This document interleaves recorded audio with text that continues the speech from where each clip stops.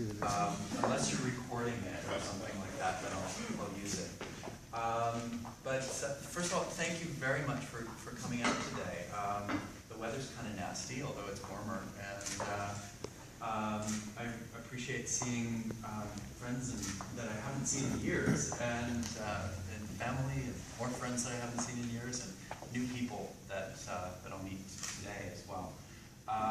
It really has been a wonderful experience working here over the past week, but also that really since the summer of 2012, I was at a conference in Milwaukee and answering Alex's emails about sending artist statements and applying for funding and really thinking about what this show could become and how it could actually be different than some of the other exhibitions. So it's also been nice at the Station Gallery that each one of the three spaces has its own personality, and I've been able to explore this work a little bit further, right down to, I think, about an hour ago, finishing installing something in the space. So that was fun, and making some new work for this show that occupied my New Year's Eve nicely. So thank you very much for everything that's gone into it over the past couple of years, and the conversations with yourself and Sarah and Haley, and studio visits. So as for the work, I don't know, I'll paraphrase myself, and I you know, sometimes it's a bit difficult to speak about.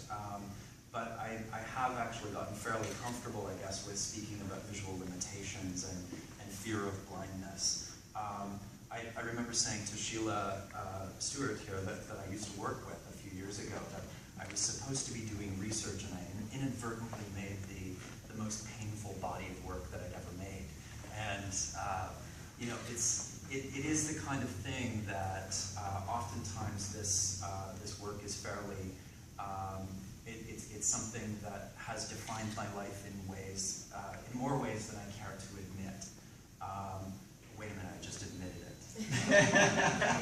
So, you know, I've said that thinking about blindness and thinking about preparation for blindness as my vision decreases, as I lose my sight, that in many ways it is this constant battle between preservation and gathering of memories of things that I want to keep forever, but also that pragmatic side of preparing for it.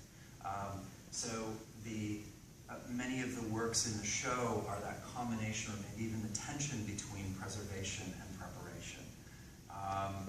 That the works are often very obsessive.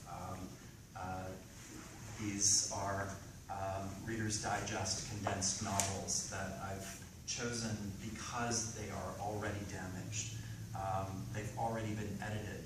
There is a sense of loss that has already occurred when they've been printed. Editors have gone through the texts and taken things out to meet a page count or a word count, then bound them together, and those who would have read these wouldn't actually know what's there, but might have a sense that something is missing, or something is not fully developed. They've been subsequently bound together between steel compression plates, drilled and bolted together under hundreds and hundreds of pounds of pressure, cut again in cross sections, which is kind of akin to that indiscriminate process of editing, of removing things. And then the surface has been polished glass smooth, and I'm actually really happy that they're quite smooth at the moment. Cut paper is not very friendly with humidity, so I recently polished them all up again.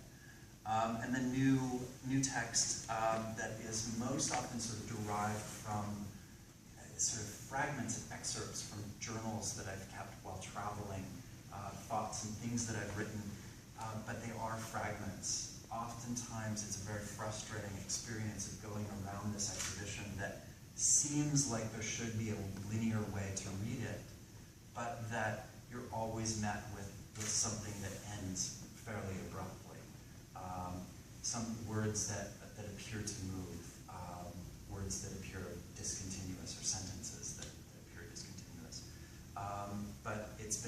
etched into the surface in a tactile way, so that maybe that is one of those obsessive acts of preservation, is I'll always be able to tell it's there. I guess another little thing about it, the designs that are cut into steel on the compression plates on the ends, they're derived from some of the vintage book covers that, well, they're bound together now.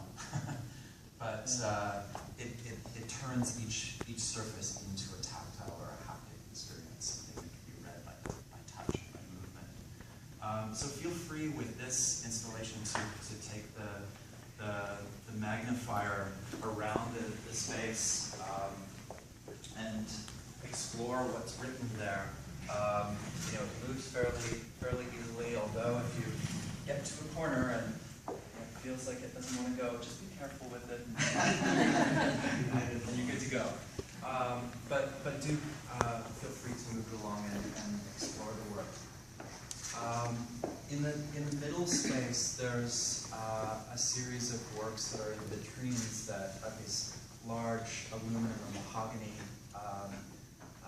museum cases that are protecting a very fragile series of books, books that have been made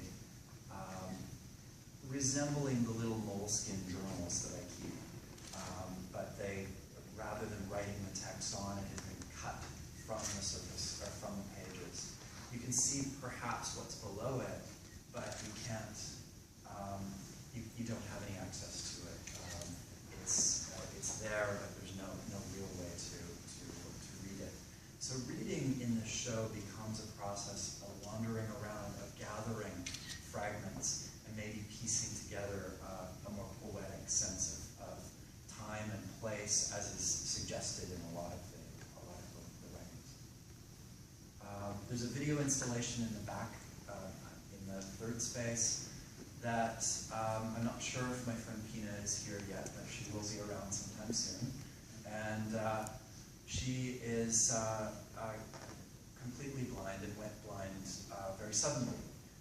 And she was teaching me how to inspect a surface without a sense of sight.